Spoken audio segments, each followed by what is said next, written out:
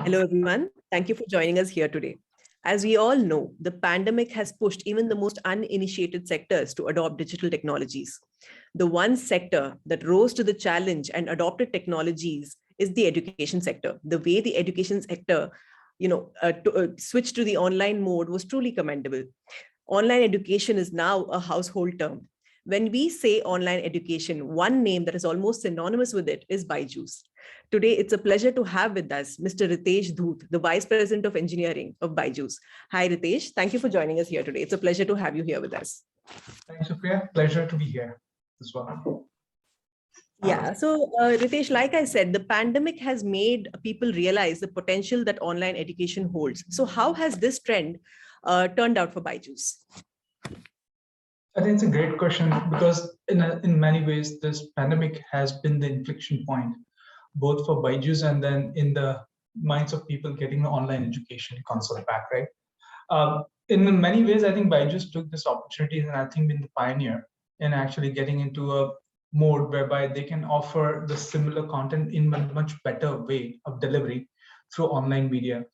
At the same time, it did not stop there. I think BYJUs went and actually started doing more and more deeper into it to start offering not only maths and science, but actually a lot of different content in different languages as well, Kannada, Tamil, etc. So that actually kept the engagement level very, very high. And beyond that, they also actually started launching the two teacher model, which essentially gave the teacher the best on the online side and at the same time a tutor available online as well to help you in real time as well. I think all those experiences, along with the BYJU's Future School for the math as well, all these experiences essentially made it very, very important for both for the students and the business side as well. For the student, because they were actually able to grasp more and more content and at a very different pace. At the same time, they were actually getting a much better experience as well, I would say, during that pandemic time. And if you look into it, we did not even stop there. I think while all these things were happening, I think BYJUs also looked into the underserved communities as well. And they actually went ahead and actually started giving the education for all program. And I think one of the most fantastic thing which actually I got blown away by was how this education for all essentially reached out to more than 3 million students, and actually we were able to offer free education for them as well during this period of pandemic as well. So I think in whole summation, right, if you look into it, it's been a great inflection point, a lot of innovation which happened and a lot of penetration which happened from the market segment point of view, not only to offer what we do today in math science, but actually expand the whole offering bouquet as well in general. So I hope I answered that question, Supriya, for you. That was very well. You were right there, Ritesh. So Ritesh, like you said, in the pandemic, I mean, you have expanded a lot, and so have a lot of small players. I mean, even small coaching centers, they were all forced to adopt, online education, the online mode of education, and they all came out with their own apps. So has this impacted BYJUs at all in any way? Well, I mean, it's so I think the edtech is pretty big, right? I mean, I think what we are talking about is just India alone to 60 million students, right? And we have only got like to 70 million students so far, right? So there's still a big market, and essentially we have just started scratching the surface of the whole market in general. So definitely competition is going to be there, and it's always healthy to have competition, because you know what, I think end of the day, education is for everybody, and whoever can get the right content and has the right teams and technology will always come out as a winner. And I think the way we are actually looking into it is not only a local market as well, but I think we have to raise our own bar and actually start looking into is where is the competition coming from, and rather why not have the competition for the world from India, right? I think that's the motto we are going forward with. And I think at this same time, as I said, right, I think it's a big market, so having competition is okay. When it comes time for unification, as to looking into the fact, hey, is that market gearing towards that consolidation because it has saturated? Because I think it's far from saturation. At that stage, we'll look into the mergers and the other plans as well. And then you will see a normal consolidation like we have seen in the networking industry, the telecom industry, the chip industry. Something similar will happen here as well. But for me, I think the level fields, the way I see it is, it's pretty big. lot of room for a lot of people, because there's a lot of students out there, and we actually had to get into the business of making sure that people are actually upskilled as well and continue to learn as well. So no issues there. Those are really fair words, there, Ritesh. Thank you so much for that. One more thing that I wanted to discuss with you is, the new age technologies, right? There was a little chatter about it before, but the pandemic, has made everybody talk about things like artificial intelligence, deep learning, machine learning, and things like that. So what does, how is BYJU catering to that demand?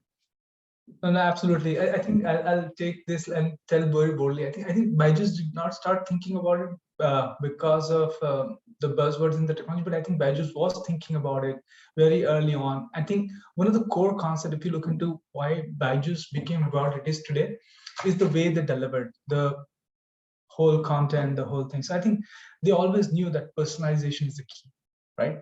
And when they actually started evolving most of the content and most of the things in offerings, they focused heavily on personalization and adaptive learning.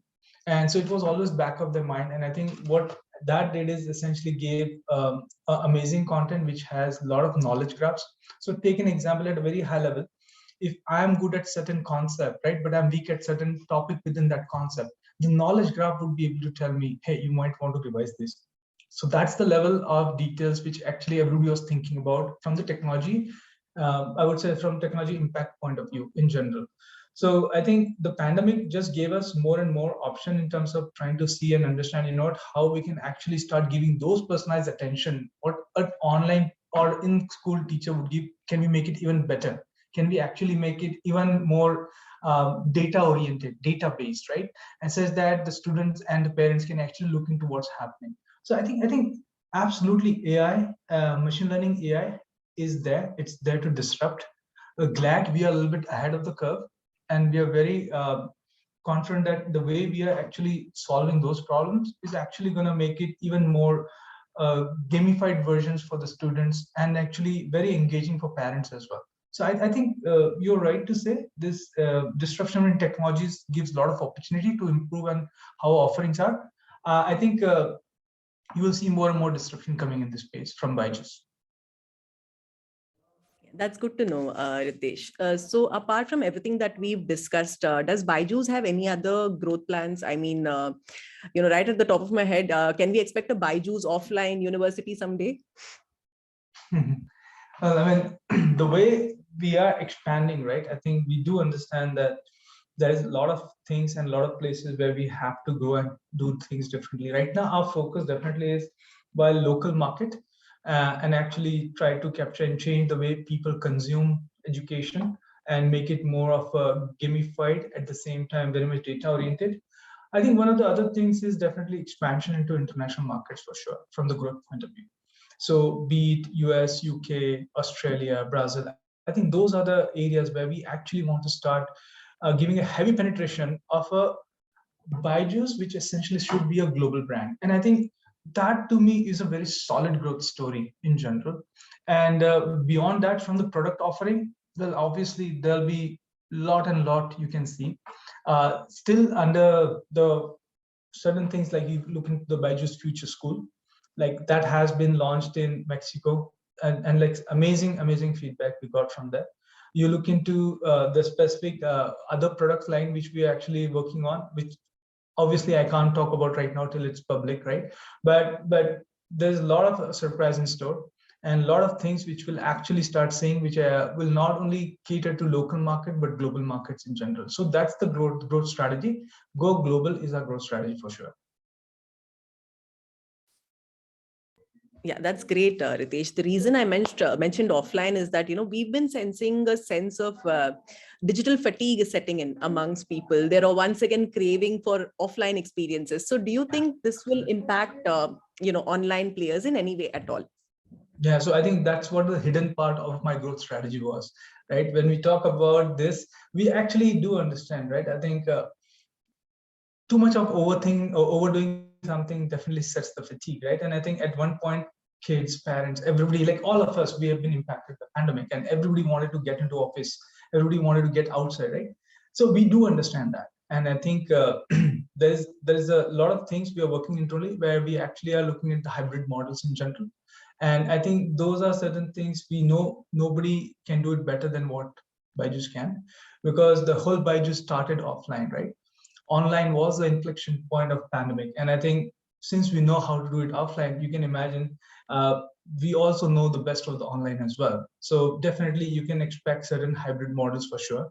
Again, those things will keep evolving, but the way we are confident about it is the world-class content we have, and then the amazing technology team which is building this, and with the business model understanding, I think we will be in the very sweet spot in general, and from the growth perspective as well. So that's great, Ritesh. Are there any final comments that you would like to add for our viewers? No, absolutely. One thing is education. One thing we always keep saying, right? I think while we always keep learning, I think sometimes, as we say in the company, is you always have to unlearn and relearn again.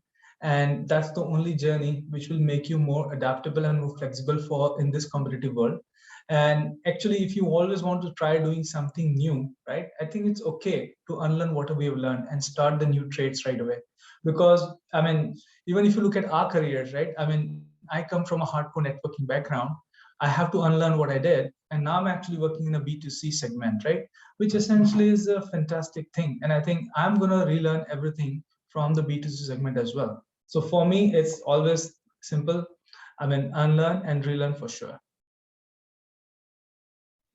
Thank you so much, Ritesh. It was truly heartening. And I especially like that message about unlearning and relearning. It was an absolute pleasure talking to you. I'm sure our audience will also appreciate everything that you had to say. And, we wish you all the best. Thank you so much. Thank you. Thank and you. we'll be waiting for those surprises as well. So, I hope we'll get to know about it first. Absolutely. Thank you so much. Thank you. Bye. Bye.